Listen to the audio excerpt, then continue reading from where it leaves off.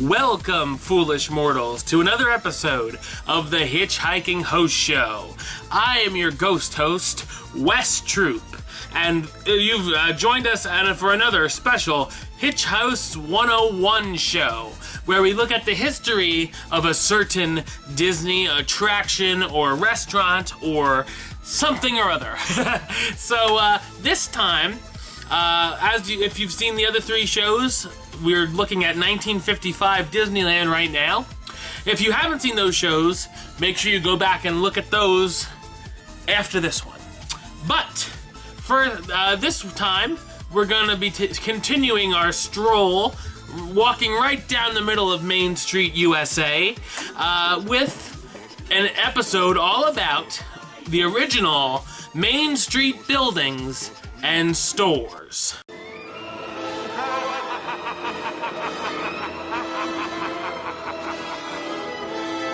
Let the jokes begin. Over here is Daisy.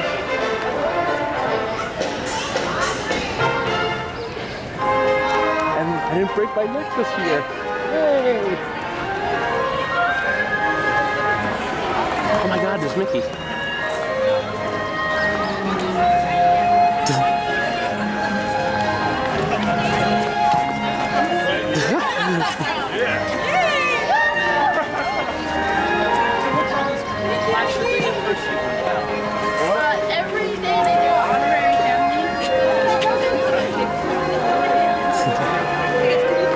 That was a good Dr. Button, boy. Here we go. The Main Street Walk. Yeah.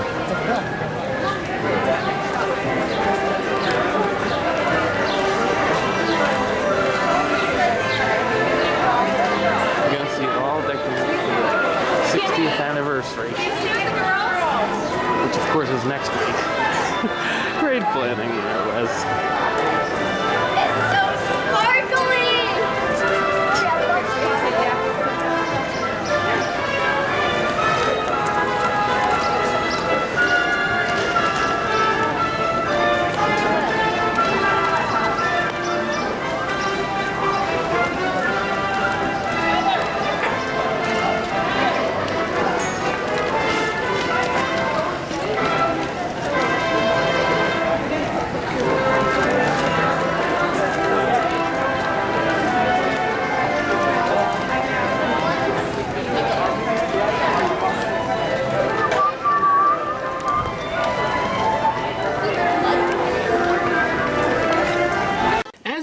Disneyland Park and casually stroll, or more likely run a death sprint, you'll notice many different buildings and stores. While casual guests may never go into the buildings for reasons other than picking up a souvenir, they hold useful information as well as park nostalgia. One of the most helpful places in Disneyland to find information is City Hall. City Hall was open on Disneyland's first day of operation to answer all kinds of questions from park guests. The building was created by Imagineer Harper Goff, who also worked on the 20,000 Leagues Under the Sea attraction. He copied the design of the old courthouse in his hometown of Fort Collins, Colorado. The cast members who work at City Hall will be able to answer any type of questions relating to Disneyland and more. You can pick up park maps in English or in different languages, a Times guide, translation devices, as well as the coveted special occasions buttons. The buttons cover different occasions such as birthdays, weddings, anniversaries, and more. Just ask the cast member for one and they'll put your name on it. If you need assistance with standing in line or getting on a certain attraction, this is the place to pick up your special assistance pass. You can also find information on attractions, hotel lodging, special events and tours, and so much more. There are some fun things to look out for inside City Hall, like the faux bookcase, which holds titles such as Peter Pan, Aladdin, and Pinocchio. Kids can also talk to Disney characters on the phone for a special occasion. Disneyland City Hall is no doubt a very valuable building if you're in need of information. To the left of City Hall is a now empty building. When the park opened, the building was the Disneyland Police Department.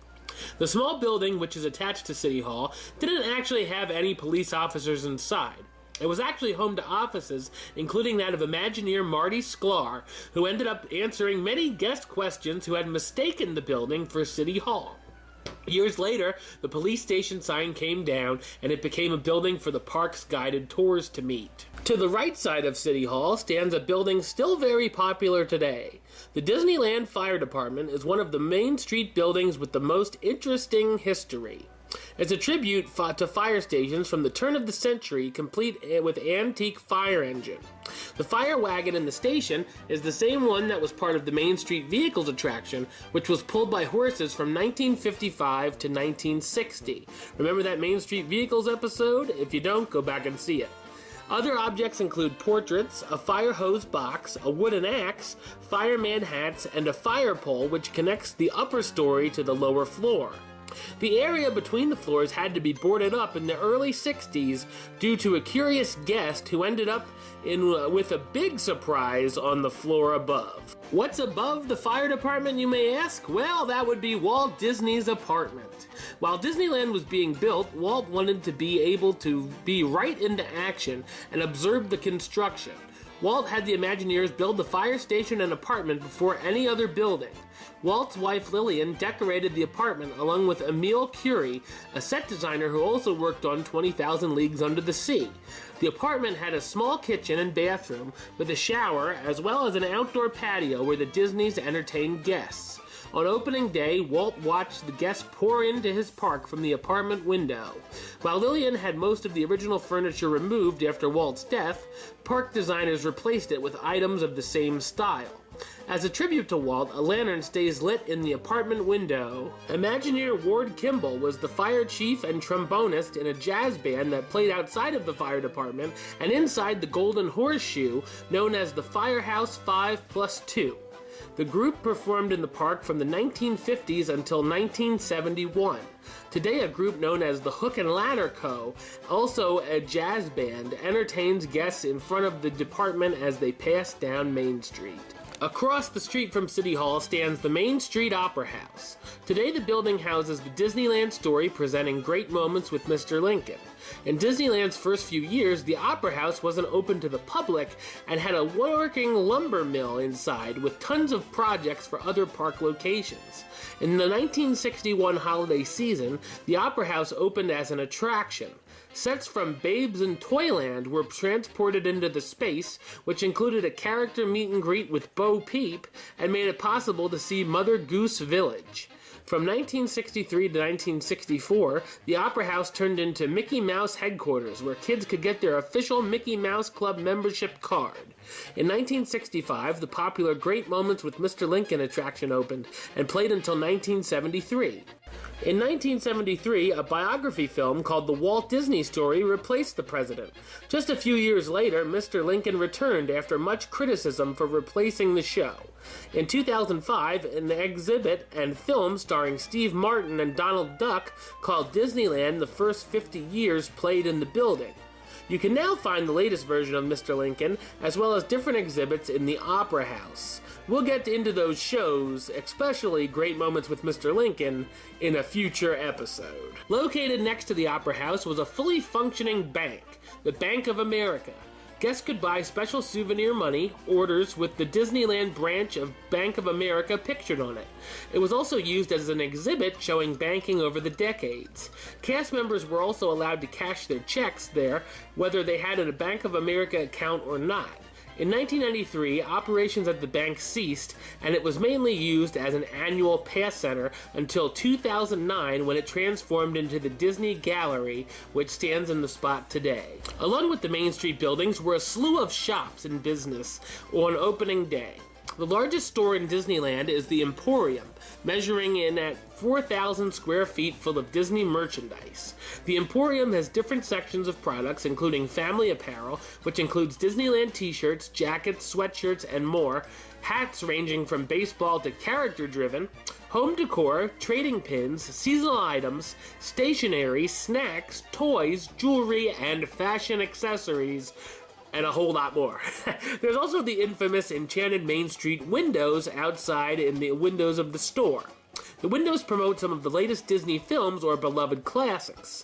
Currently, for the 60th anniversary Diamond Celebration, the windows include scenes from Peter Pan, Frozen, Cinderella, The Princess and the Frog, Aladdin, and Toy Story. While they have separate signs on the external facades, the Crystal Arcade and the Fortuosity Shop, which also sell souvenirs, are part of the Emporium, allowing you to walk through the shops without having to exit one store to get to another. The Wurlitzer Music Hall featured demonstration of the brand's organs and also sold music supplies. It closed in 1968, being replaced with multiple Disney exhibits and displays over the years.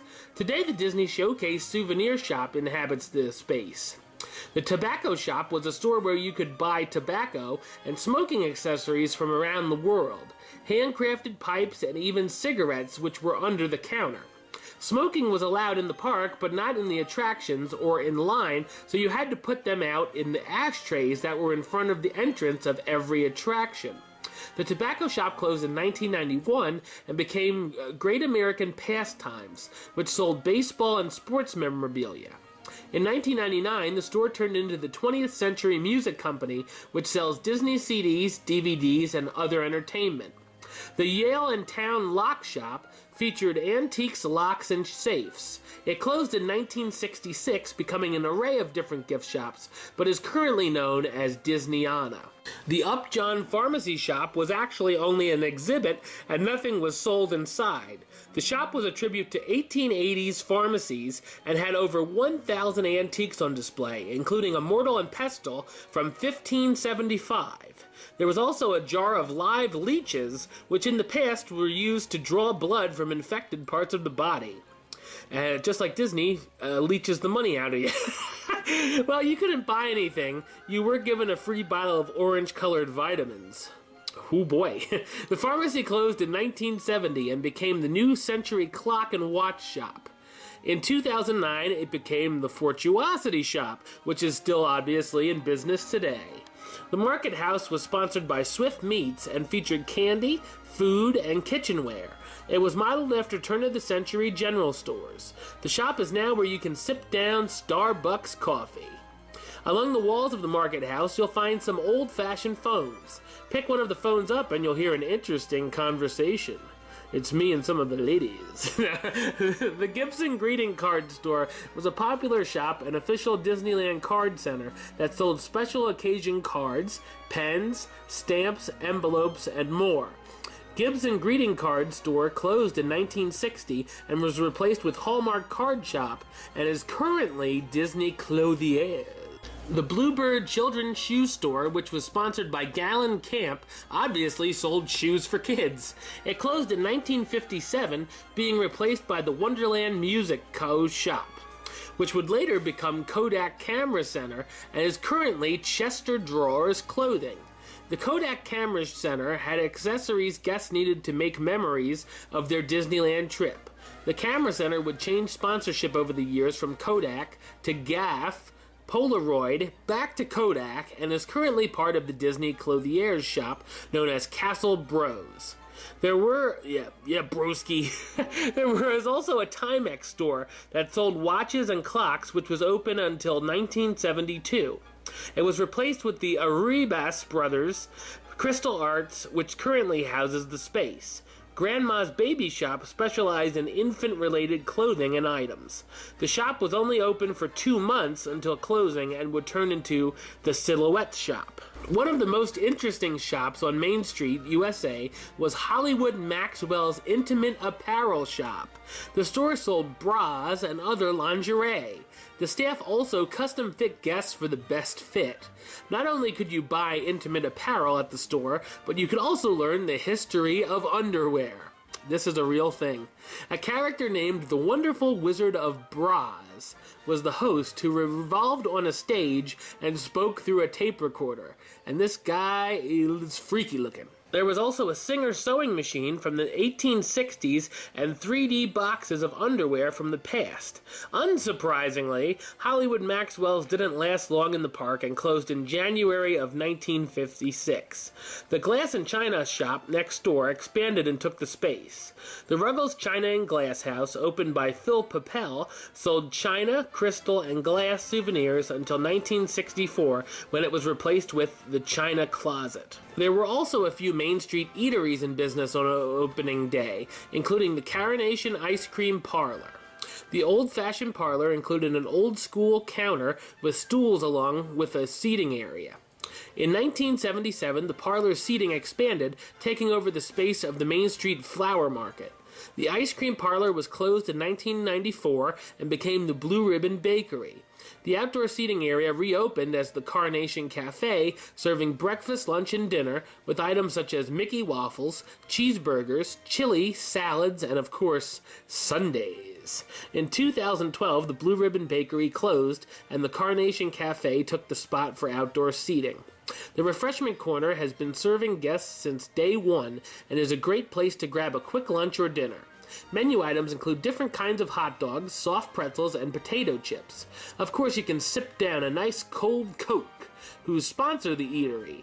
Once you get your meal, you can sit at one of the outdoor patio tables while listening to one of the great Main Street piano players entertaining guests. If you have the time during your trip, take this time to investigate some of the buildings and shops in Main Street USA, because you might find out some information you never knew, grab a great snack, or pick up a brand new souvenir. Yes, that is right. I have spent quite a few hours in that Emporium getting my souvenirs for my family and friends, mostly at night. Like, if the park closes at midnight the night before I leave, I'm there at like 11:50 getting souvenirs. Yeah, if you want to check out any Disney store other than World of Disney and Downtown Disney, the Emporium is it.